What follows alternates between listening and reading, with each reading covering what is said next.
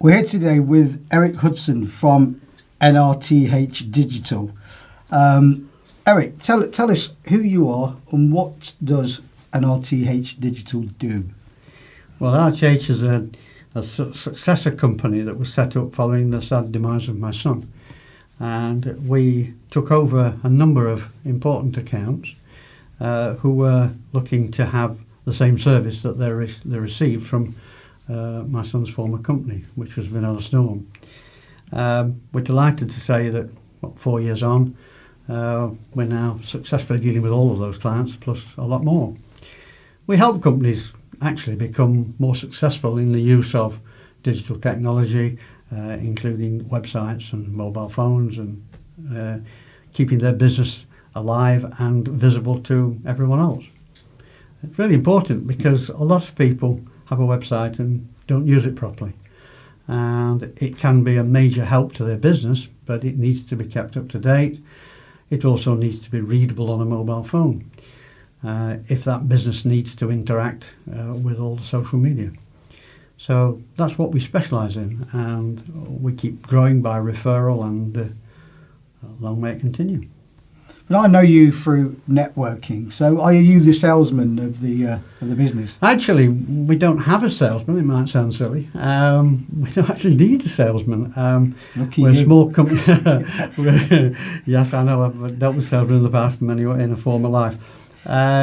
We have referrals and things online, and a lot of business come to us through that referral basis. Recently, we did a very interesting website for someone in the Chelsea Flower Show, one of the main contributors, that came to us through a trustee of a charity that we actually did as a separate venture. So things come to you in a strange way. We don't go out knocking on the road because we never felt the need to nor wanted to. And also, I don't want NRTH Digital to be an enormous company. I want to control it, so I like it as it is. Okay. Now, I've known you several years now, Eric, and I know you've got a checkered past in a positive way. You've been involved with Manchester and a lot of people, famous people in business, aren't you? So let's have a quick chat about that. So let's talk about the progress of the Northwest and what Manchester has made since the Northwest Development Agency, isn't it, has left. When did that leave? And what did they do? I'm trying to remember now. It must be 5-6 years ago now. Development Agency was a government body set up to help the regions develop, a little bit to actually work and try and make the north-south divide reduce, because it's still there, and many would say it's still larger than it was. My role in involvement with the Development Agency was as Deputy Chairman of the Regional Assembly, actually trying to bring together plans and strategic thought processes for a way forward. There was a strategic spatial plan, there was a transport plan, there was all sorts of things that were put in place, but sadly, due to the debacle in terms of the election that took place in Newcastle, the whole assembly exercise was scrapped. A lot of people would say, what a great idea to get rid of another tier of government, but actually the real value of the assembly and the Development Agency was the fact it brought people together, and I would question that people do need to come together. Yeah. I found it quite interesting that there were many events held at a regional level that brought people who had never even met, people in the same organisation that never had met, and business people that simply didn't know that there was this activity going on. Sadly, it's now all stopped. Or has it? I have to ask myself. I don't really know, because I see lots of networks and I see a lot of people individually from obviously a huge number of contacts that I had, but they don't ever talk about. They talk about it now as the good old days. The Development Agency was the good old days. Right. So I don't know. You tell me. Is this where the Greater Manchester Combined Authority developed? It did develop, AGMA as it was, or it is. It did develop. I must admit, since my involvement with the digital company and my actual involvement with the region as such has diminished somewhat. I used to run a free website service called Region Plus Northwest, which is still up there on site, putting together all the positive news because I can never find any. There's so many good things going on that nobody ever talked about it. The media was obsessed with anything that was, negative. Yeah. But we put together the positive bits, and there were some major things happened that a lot of people would never have known about had they not had the opportunity to read what we put together. And that really came about as a result of the demise of the Assembly, because all these people that used to come together, the TUC and ACAS and all these organisations that met, had the opportunity to share best practice and everything else at a regional platform, but it's gone. And do you think we measure success by the number of cranes in the city? Well, a lot of people say that. I mean, I remember, without name dropping, Sir Howard said his legacy would be how many cranes he would leave when he retired in Manchester. And fair dues, and what a fantastic job Manchester's doing. And I see more cranes every day. I mean, but what are they doing? What are they building? Are we building a metropolis of flats or sky-rise buildings? I drive in from the Warrington side of Manchester, and I used to only see the Beetham Tower, and that was it. Now there's 4 or 5. You think, well, what all they are? And looks to me like buildings and offices. Is that successful or not? The infrastructure, the roads are a mess. There's a lot of things that's not right. Yeah. And it's a huge job. I mean, the number of cranes that's up at the moment could carry on for the next 20 years. We still wouldn't get it all done. Still lots of Manchester want developing. What's the most prominent thing in Manchester that needs developing, would you say, in your opinion? Oh, the most prominent thing, that's a difficult question because there's a lot of it. I would see the most important thing would be to take the kink out of the ring road. Even though Regent Street is being redeveloped, it's 3 lanes over. I don't know any ring road anywhere around any town, any city in the world that crosses over itself, but it does in Manchester. Now that's weird. And it goes down a dip. It surely could have gone up to a higher level, and one could have gone under and one could have gone over. Seems a bit queer, that. And it is a constant trouble. Even when the road is finished and the development is finished, it'll still be slow getting through there. And indeed, as you come round the back end of it, round the northern quarter, it's queuing all the time. It's crazy. And to me, I'd get the ring road done round Manchester so that people could get in and get out. Seems to me that it's hard to get in and even harder to get out. So I think the road infrastructure is really important. And I know that we've got a wonderful tram service and it's expanded miraculously in the last 5 years, and it's a credit to the city for that. However, not everybody wants to park and ride. And actually it takes a long time. It takes me longer to get into the city from Eccles on the park and ride than just to drive to Eccles from Warrington. So I'm not so sure that's a great idea, but there you go. And what's your opinion on Deansgate with the right turns? You're trying to put me on the spot now and be pretentious. I am. Deansgate, I think, is evolving, and I think it'll continue to evolve. And one of the key things of Deansgate was, of course, the major shopping centre there, which has been taken over. And do we know whether it will remain or not? Because obviously there's a big question mark about that whole group. I think Deansgate is rapidly becoming a place of destination, because the running round of both runners and cars and all sorts of things and parades and everything. Deansgate is almost becoming a centre point for an event. So I wonder whether its history as being a main shopping area is actually going to change quite dramatically into more of a, because the number of weeks that you see the roads are closed, whether it's for bikes or whether it's for people, Deansgate is developing. So I think, dodging your question, I actually think it's in a stage of evolution. Do you think it would be better off if it was pedestrianised? Maybe. But why on earth do so many people want to come down there in a car? I think actually the answer to your question in terms of whether it's pedestrianised or not is to work out where everybody is going in the vehicles. Right. And how the flow is, and that's probably something vehicle maintenance, management and system analysis around Manchester could be considerably improved, because it's not a car-friendly city. I've been caught out several times when roads have changed. All of a sudden, that road I could drive down now is bus lane. I'm thinking, wow, hang on a minute, but I pay the fine. Yeah, you were just about to say, do you measure it on how many tickets you get? No. Very rare occurrence, but you get caught once, you won't do it again. And going back to business, I know we strayed. How has the digital marketplace changed in the past years, would you say? I'm interested very much in the digital marketplace because it's obviously in the business I have. I meet an awful lot of people who are just not up to speed. And I wonder, are they being signposted in the right way to find companies that can help them? How has Manchester Digital evolved? I'm very fortunate that my late son, played a major role in the development of Manchester Digital.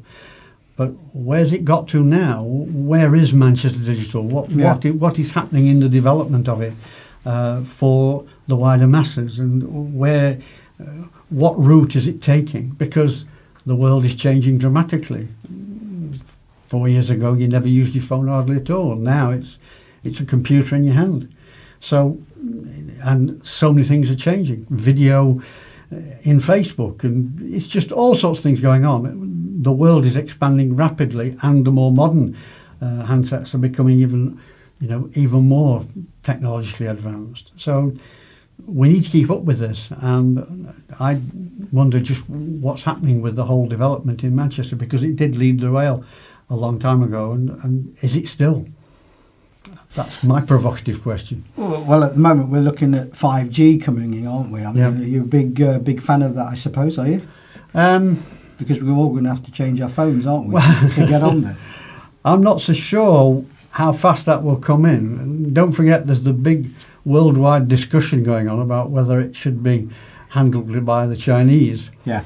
And the Americans don't like that idea. No, they don't. And Apple being sort of based in Ireland, but very much driven by America, I think it's a problem that has to be solved. So I'm not scrapping my iPhone quite just yet, or buying a highway or whatever they're called, 5G. I think, like everything that's new like that, you have to wait for the technology to work through. And the price to come down. Yeah, exactly. Although they've said the new models are going to be a little cheaper, but not a lot.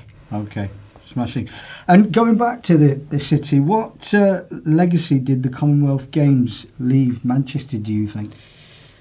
Well, first of all, it left a stadium, and I know that Manchester City was very pleased about that because it came out of Main Road, and obviously when they'd taken the stadium down and narrowed the thing to a pitch, made a great ground. It also built a sports city, and it built a velodrome, and lots of wonderful development there, but there's still some way to go.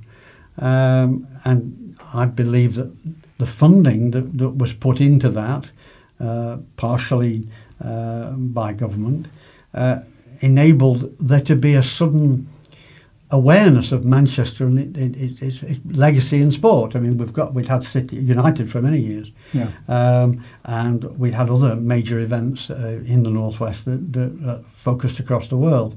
But the Commonwealth Games brought actually the spotlight onto Manchester, and I think kick-started a lot of things to develop.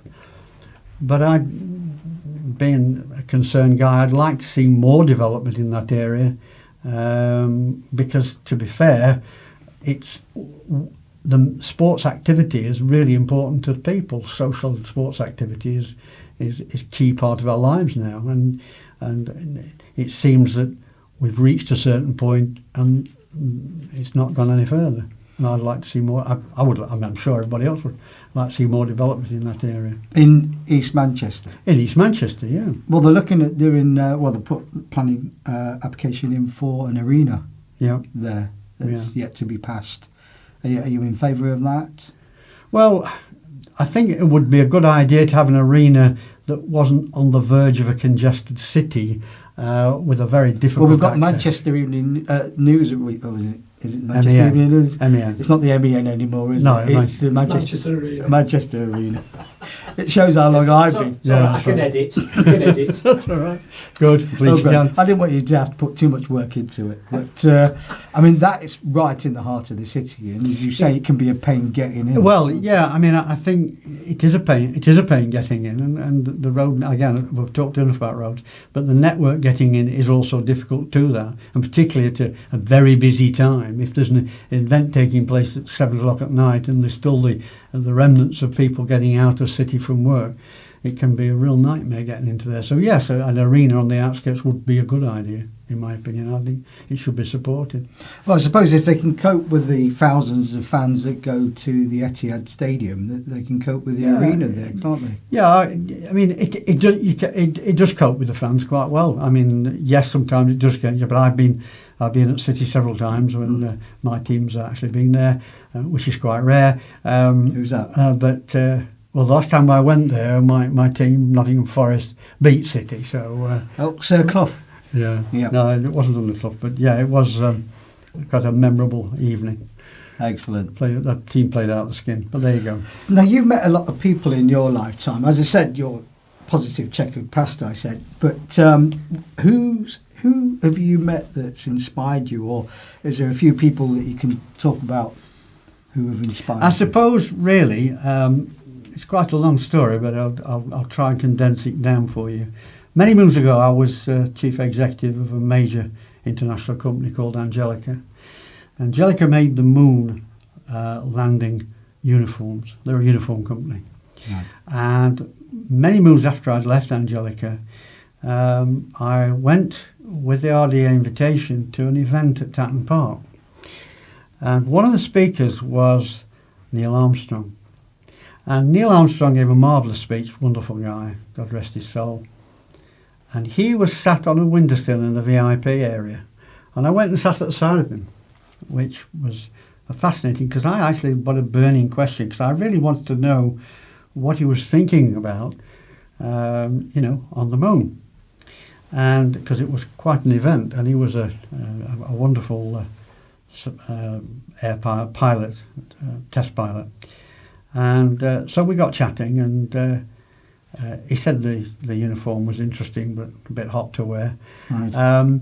But the most interesting point the point he made was that the one memory he had of the moon landing was the fact that when he climbed the stairs from being on the moon Yes. to go back into the spacecraft, he was wondering to himself, when he turned the key, would the motor start? And it wasn't about stepping down on first step for man and all that. It was, would the motor start when he got back in the pod? Because if it didn't, he'd never been in that situation before, he would have been marooned. And he actually said it started straight away, but there was a bit of a problem with the starting, and there was some handling going on, which was quite covered up. But yes, it did start and it did come away. But I suppose he perhaps, and I've met lots of people, I've been very lucky, I've met royalty and presidents and all that sort of thing, but I thought that was a very inspiring conversation with a man who was calm as you could ever be, and I suppose you had to be to do that kind of job. Yeah.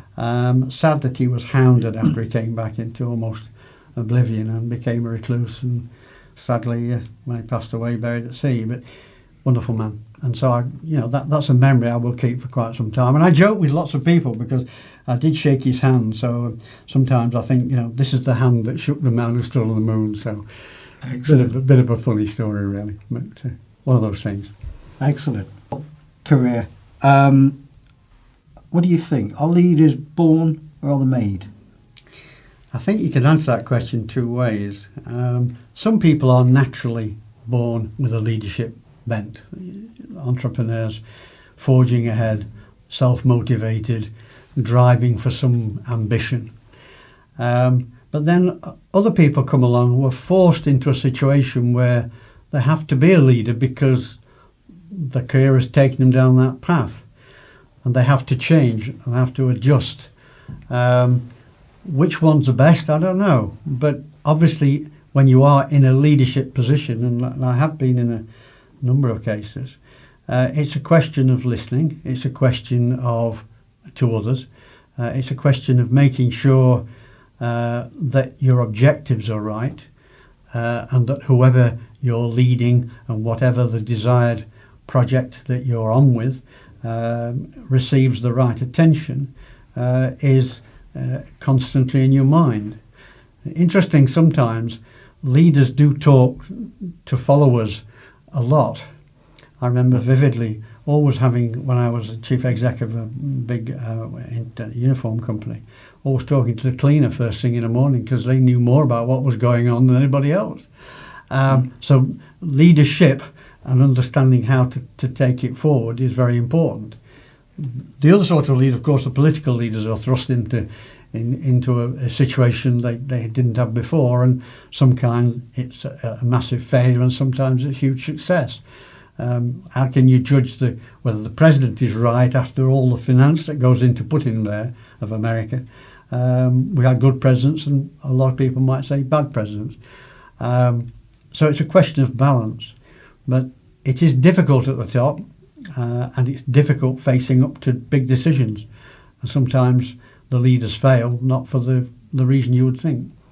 And some politicians think they're entrepreneurs, don't they? Oh yes, you meet a lot of people in politics who've never been in a business position in their life. They wouldn't know what it's like to wake up in the morning and think, right, I've got to get on, otherwise I won't get any money this week. Or I must go and chase that outstanding payment, or I must go and make sure that delivery is made, and must make sure the machine doesn't break down that we're working with, or whatever it is. Running a business is not easy. Entrepreneurs who drive forward have to take a lot of pain as well as gain, along with their better halves or their partners as well. Very much so, you know, the old saying, behind every great man there's a woman pushing.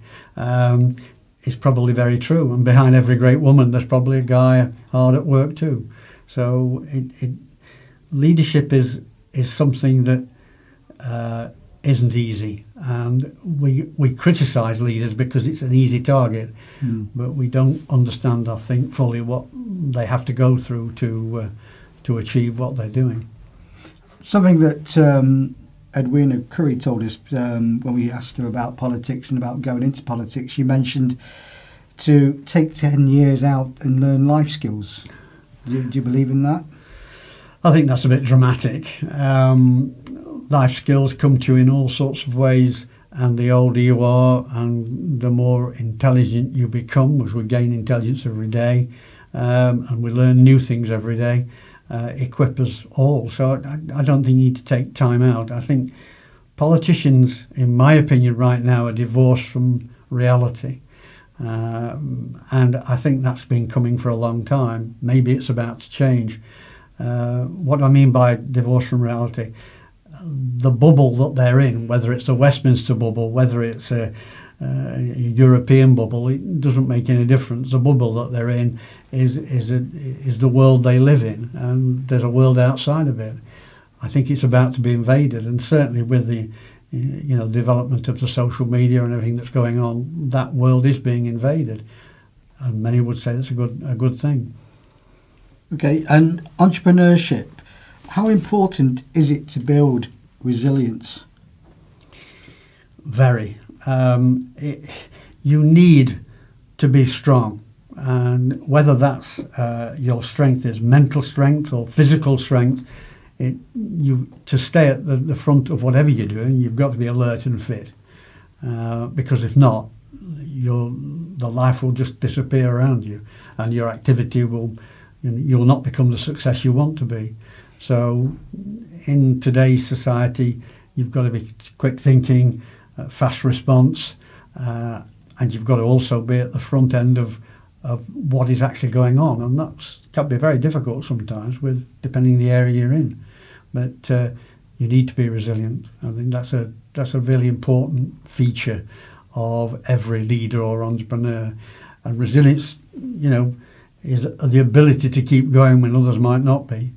Look at the lady who swam the channel 4 times this week.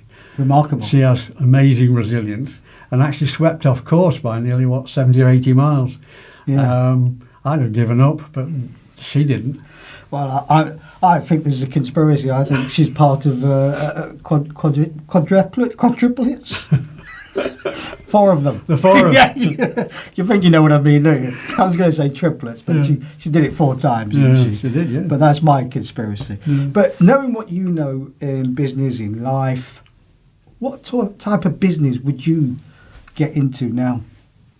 What would you start? Well, apart from my digital business, I'm heavily involved in the allotments, the 11 allotments, which is great fun. Again, a massive community of all sorts of people. When you get older in life, these are things you do as leisure, but it's leisure and fun and community. So you're growing your own organic food now? Oh yeah, I've done for quite some time. Yeah, it's a lot of fun. And 11 allotments plug is one of the biggest allotment groups in the country, with over 200 plots, and they're all big plots. And you wouldn't believe that it's just on the fringe of the city. Well, it's inside the city, but just on the outer fringes of it. And it's a massive community of people of all rates, and they've been featured on Monty Don. It's been featured on Google. It's been all sorts of things on. But it's a great community and something fresh air and live and good produce at the end of it. You're part of that, aren't you? So is that a case of you giving something back of your partially, knowledge? Partially, yeah. I've been a gardener all my life, but I had allotments since I was a boy. So it's part of the hobbies, and I put back and help people all the time. I enjoy doing it. Smashing. Eric Hudson, NRTH Digital, thank you very much. It's been a pleasure. Thank you. Thank you.